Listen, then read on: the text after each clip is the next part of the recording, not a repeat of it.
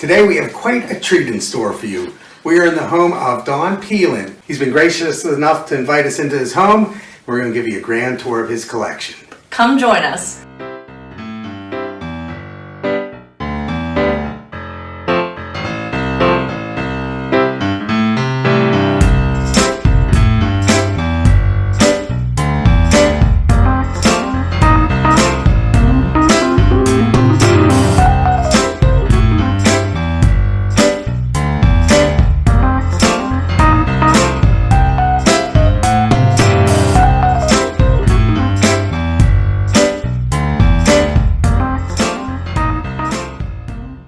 Hello and welcome. Ray and I are with Don Pielin in Streamwood, Illinois.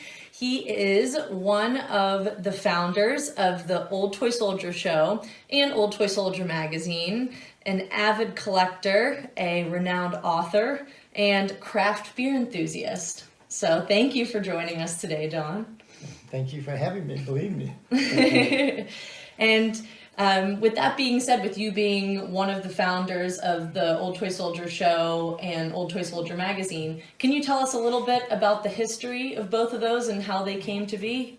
Well, the magazine preceded that. We got together, Joe Wallace and Roger Garfield, Steve and Joe Summers, and myself.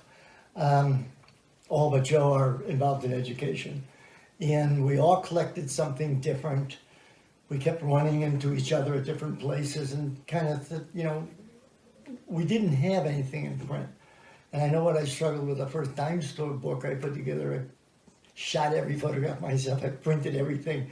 And lots of people said, gee, there's nothing out there. So we got together, decided how we would split up things. Joe Summers was the basic editor typist. And the rest of us had a niche, and each of us had our own. And we kept writing, and after 25 years, Steve kind of got, because he was doing the major editing, he kind of got a little bit tired, and the magazine is history from that point until now. The show came about because when the MFCA Philadelphia show was at Widmer College, was originally Penn Military College, and we used to drive out there. It was in March, and we had to drive from Chicago through the mountains by Pittsburgh to Philadelphia. We rarely got past Pittsburgh at Thursday night on our drive. So we got stuck and we stayed, drove the next day. Coming back was never as bad. And after a couple of years of doing that, but that was the only place you could find toy soldiers in quantity. A couple of years of doing that, we decided that mainly me, because Dick and I were mostly the ones that drove out there and no one else did, and said, we can't keep doing this crazy. Why don't we just start one here? We felt compelled to have it near the airport so everyone could find us and get to the show. And the first show we set up 70 tables right on Manning, right outside the airport. Mm-hmm. We sold 55 of them, and we spread everybody out so nothing was vacant. And we were sold out of tables from every show from that point on. The first show was the first show we were not sold out. And Every other show sold out? It was a kind of a really eye-opener for all of us. I don't think we realized that there were that many people interested. And we had the magazine, so we knew there was, they were out there, but they were out a long way from here. So after 2 years in a small hotel by the airport, we moved to the Hyatt, which had just opened that spring before that. And the relationship has worked over the years because we've worked with them and they work with us to make the show as good as it has been for all these years. And it's good because there's people come to buy, people come to sell, but more than anything else, they come to see each other. And that's the fun part. I agree, yeah. So that's how we got to where we are. 3 years ago, we sold to Roger Garfield, our former partner, bought the show back, and he is running it because this will be his 4th year of running it. So look forward to a lot of years. I didn't want to just give it up, and because it's all part of us, no matter what. And I enjoy it personally because I finally get to see something at the show. I see the last 15 years that I ran the show, I didn't buy anything. I Too barely busy. saw my friends. So That's it's- difficult. Well, I know myself, and I think all toy soldier collectors around the world really owe you and your team and partners a real debt of gratitude. Because you really laid the foundation for 90% of the toy soldier collections out there, and it is and has become the focal point every year, where collectors from all over the world come and they meet and get to see their buddies and hang out and talk toy soldiers. And it's that camaraderie just can't be replaced. I just think of all the people around the world that we know and go to Europe and visit and have a chance to see everybody over there, the different shows around the country. So, and I know you guys do a lot of traveling yourself, and while it wears you out, it has to wear you out, even as young as you guys are. It's still worth it. It's still worth it. So I agree. Yes, and we certainly love the show, and we're looking forward Already to it. looking forward to this September.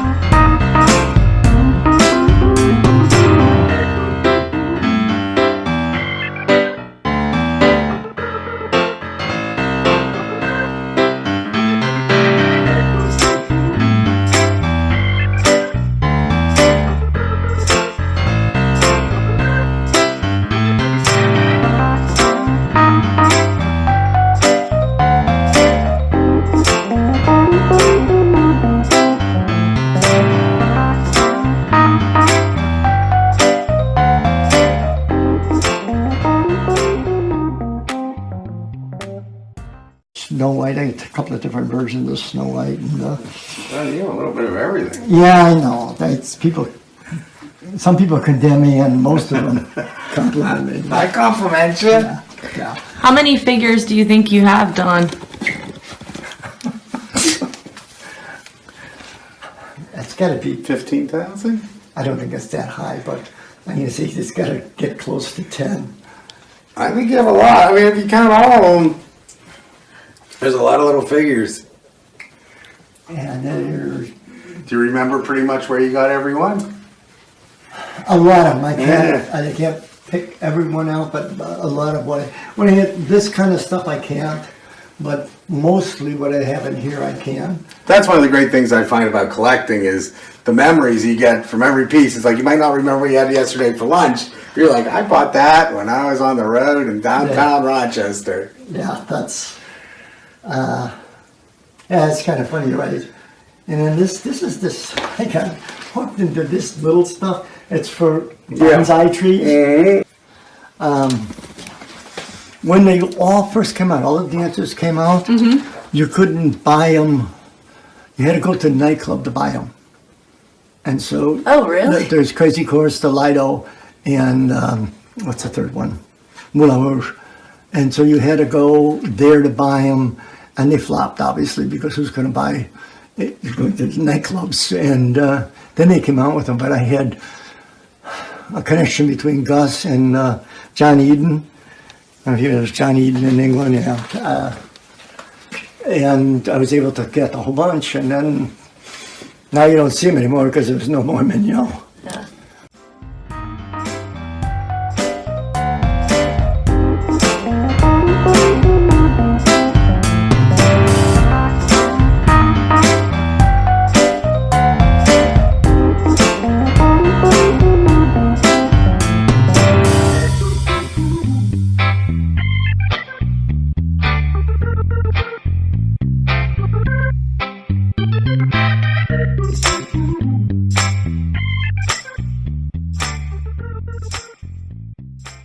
What began your fascination with toy soldiers when you started collecting? Well, as an adult collecting, I suppose it was semi-nostalgic. We always played, my brother and I always played with toy soldiers, and we always had Britons, we always had things like that, as I mentioned to Ray earlier, that we would repaint everything, whatever movie we came home from.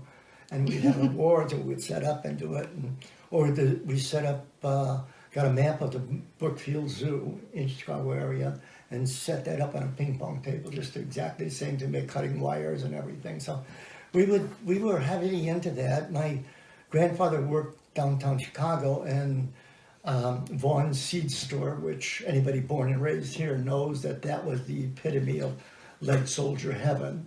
And he worked downtown, and he was a very quiet man, almost never talked to us at all, but every Christmas he would find a box of soldiers or a box of something to give us, because he knew that's what we played with. So from that point, and then of course I went through high school, girls, college, girls, work, Girl. teaching, finally got married, and then discovered that I had to calm down a little bit. And the first toy soldier I bought, paid money for, Dick and I had gone up to Galena, and it was October before Linda, my first child, was born, and she couldn't travel with us. So we were bumming antique stores, and I found a flat tin Cracker Jack officer. It was about that big, and I've never seen it. It was $1, and I bought it. And I came home with a little brown bag with one flat tin soldier in it. But that was the first soldier. Isn't that amazing? Wow. You remember your very first soldier. Yeah, and why that one, I never saw one before. I don't remember Cracker Jack making that stuff, but it just caught my eye. And that, I guess, probably is my biggest problem when collecting, is something catches my eye. It doesn't have to fit anywhere, it just has to catch my eye. So You have to have it. the stuff is mixed in there. Probably you can see the jazz band from New Orleans doesn't belong, but So these were the wine Club of Paris. Club of Paris, and that was They made Penzek 10 was actually a member of that. Yeah, and there were 10 sets made. This guy is Of squishing 3. grapes over here. Yeah, there's another set that has monks in it.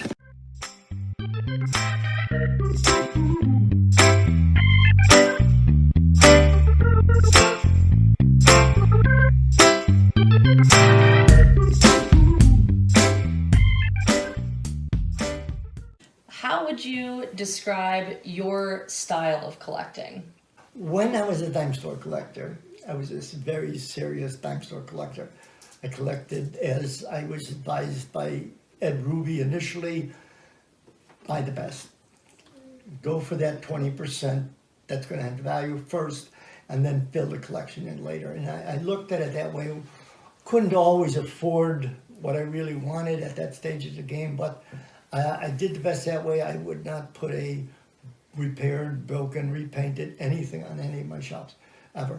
And so, and people came to see the collection, they kind of recognized that fact. And so I was very meticulous. On the side, however, I was collecting all of this stuff because once dime stores, I was far enough into the collection of dime stores, I had a very hard time finding what I needed. And so I buy other things and catch my fancy, I guess is the way to put it. This scale of animals in Cowboys and Indians, everything are the things that I played with a lot more. Dime store predated me. I never had them as a kid. Some of the post-war stuff we did, but the real pre-war dime store, I never had them. And it was more of a history thing than it was nostalgic. But the other stuff is, and that's, it grows on you. We can see. We can see how it's grown.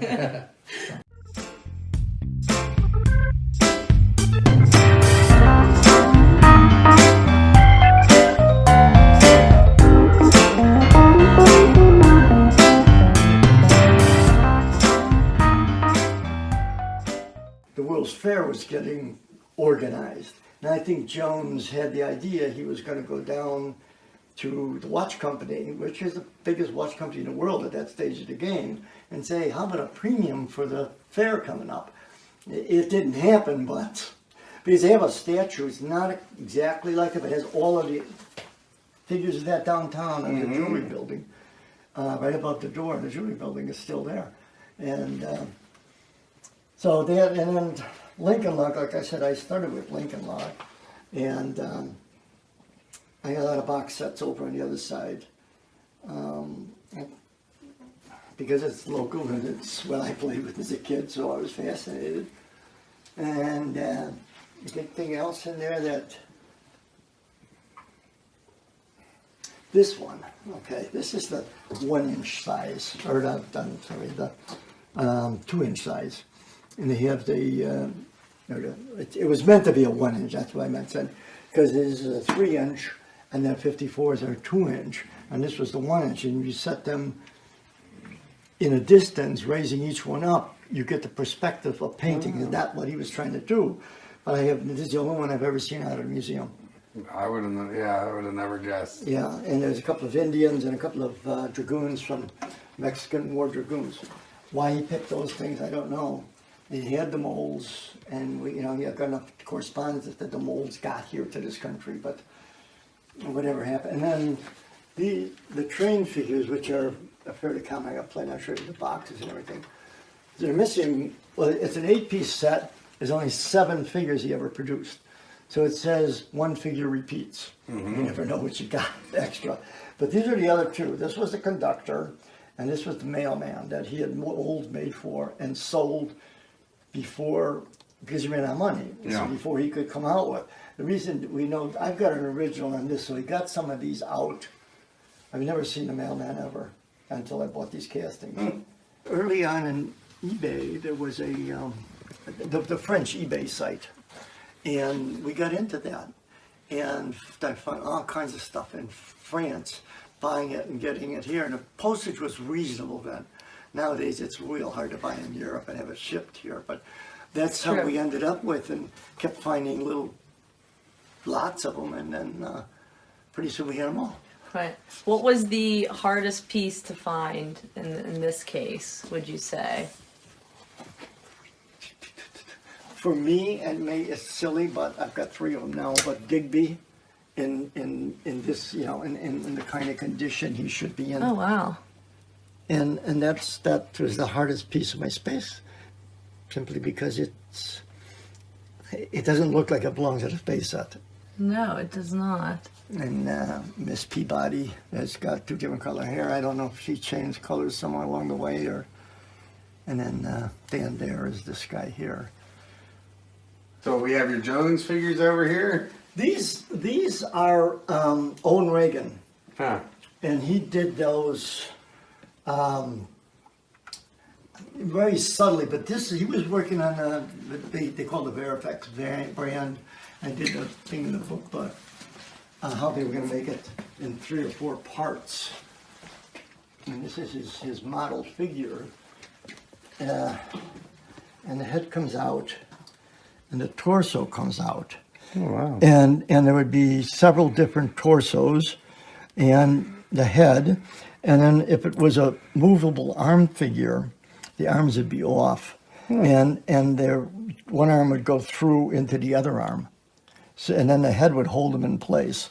That was the whole idea, because they were dealing with competition from both military miniatures and Common Authenticast. Because they could change heads, they could do anything they wanted that way. So he kept trying to come up with, and Owen was working on this when I met him. Oh, I should say it was past that time, but I mean, he had all of this stuff, never mentioned any of this. In fact, he said he worked for Jones before and after the war. Before the war, he was a gopher. Went downtown, bought Britons, came back and converted them. And after the war, he started doing artwork for him, and Jones couldn't afford to pay him, so it made him a partner. And that's when Verifex was going to happen. It never did. This is something brand new I just got, and I've never had anything like this before. This is a 1929 first issue box set. Green facings, and I didn't expect that when I got it, because they're all blue otherwise, and so I'm not sure what the green facings. That's the difference. Inside of that is this original. This is your first set of metal soap figures, and then it tells you how to play games with it, and all these other things. And there's the box label on one end. Yeah. That's not the best of the box labels, but we can tell it's the original box. Yeah. And and a tie card with the printing in Yeah, the back. that's nice. Yeah, so I You just got that. Yeah, Oh, you're still adding. they're still out there. Actually, I bought 2 of them. 2 box sets. 2 different. They were the same set. The other box was later, and they were pretty costly. So Rob Wilson convinced me that he had to have one because he was with me when I got it. So I said, all right, we'll do it. These are all the original. These are out and out repo from Ed. These are duplicates that I have that someday like this trades out, whatever. And then of course those are all. There's a set of the Running Highlanders, a full set of those, and then there's extra guardsmen there. That's a salesman's sample. It opens up and there's 10 slots with figures in it. Oh, really? So Do you have Do you have figures in yeah, there? I have figures in it. I can't guarantee because no one knows what was in that at that point. In They time. might have changed. It's just, you know, Yeah. whenever the salesman was Yeah. going out.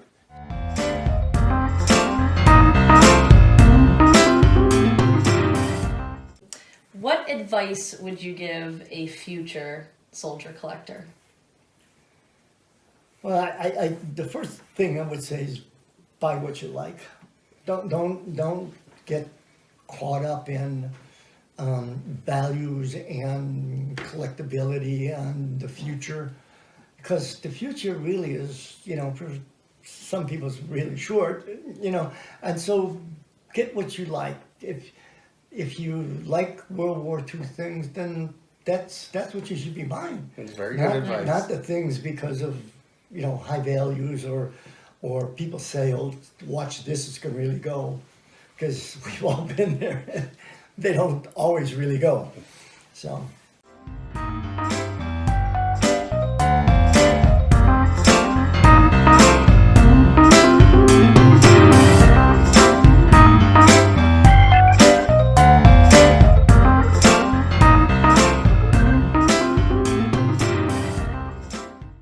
How did you become so knowledgeable?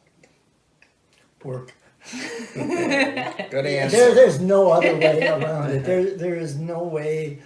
There are hundreds of books now which didn't exist when we started this whole thing.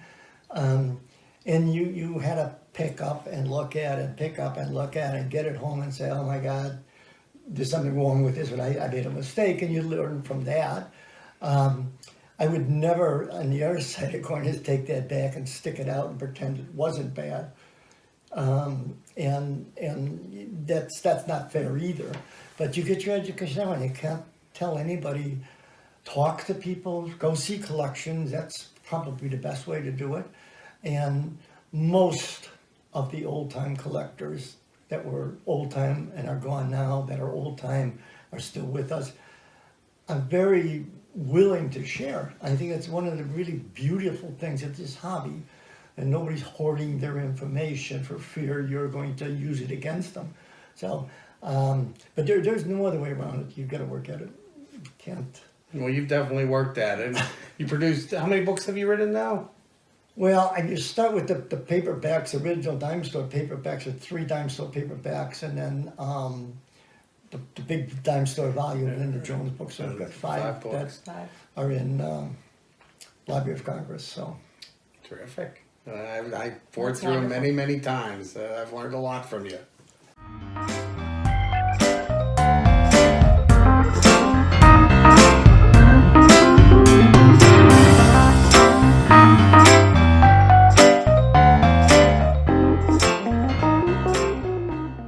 Can you tell us a memorable collecting story?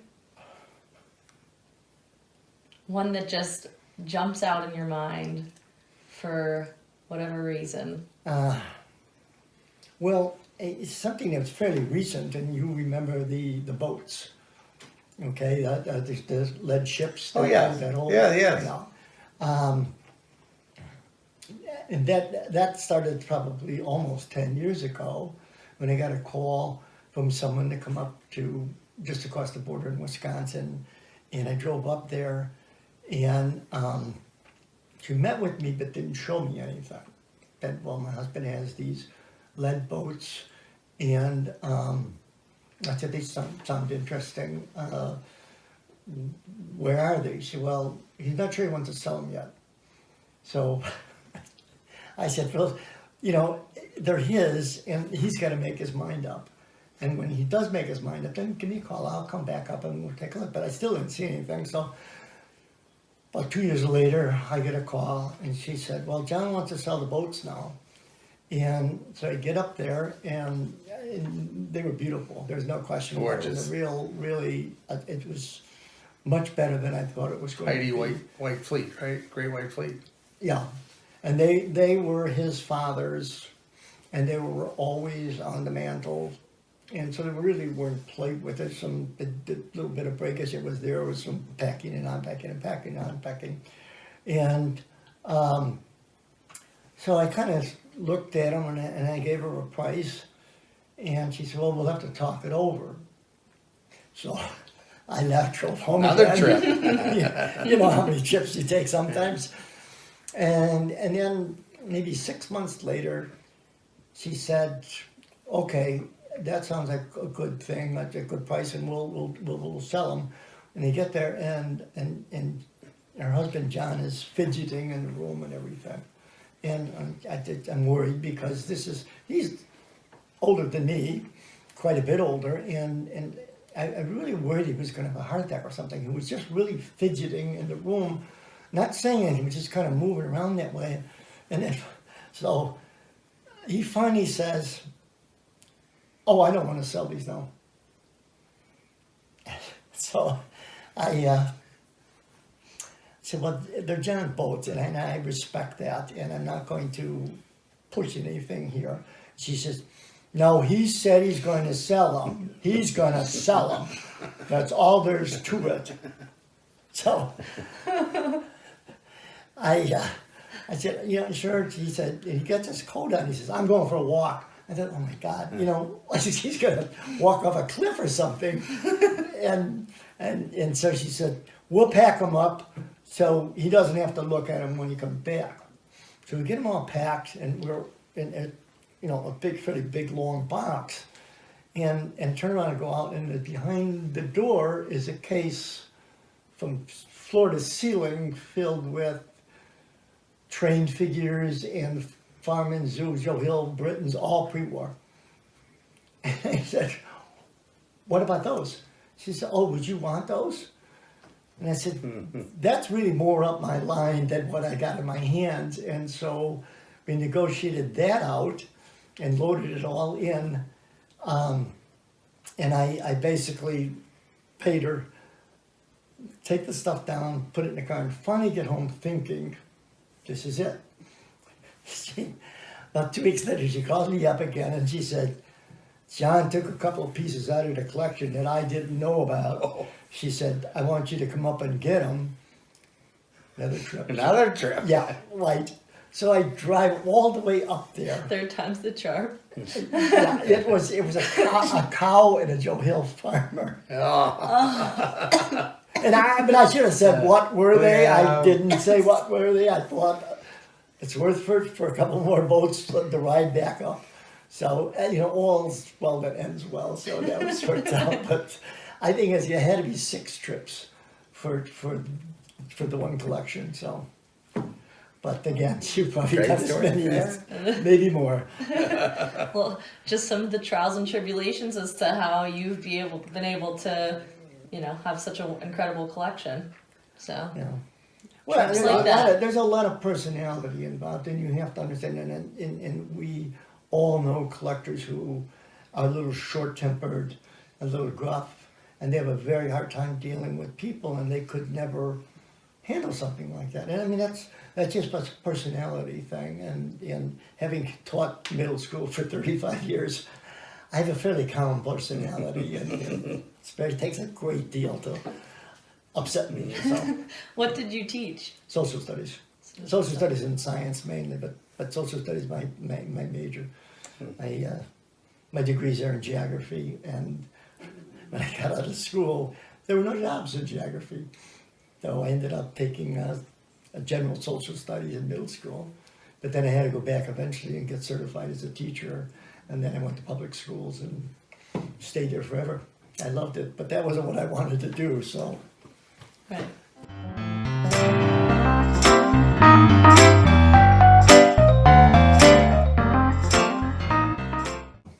Well, Don, Bre and I would really like to thank you for spending an afternoon with us. I very much enjoyed your collection. It's a very impressive, massive collection.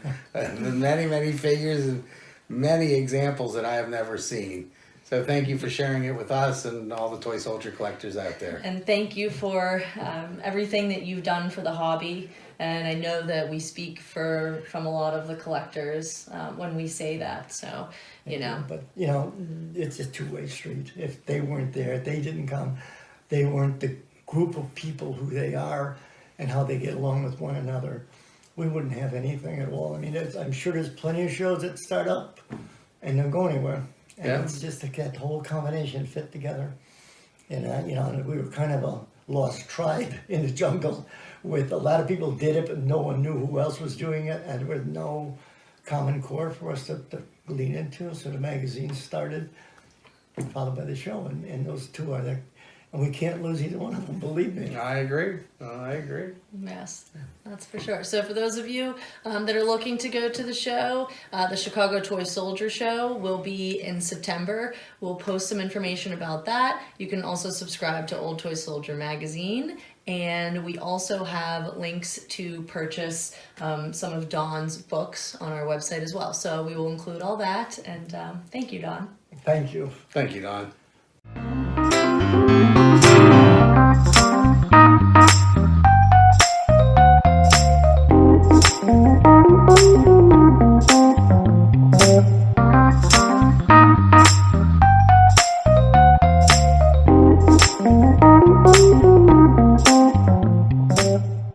Thank you for watching today. We really hope that you enjoyed the tour of Don's collection as much as we did. Yeah, we really got to see some very rare and unusual figures that you never get to see anywhere. So it was a real treat. It really was. We'll see you on our next adventure. Till next time.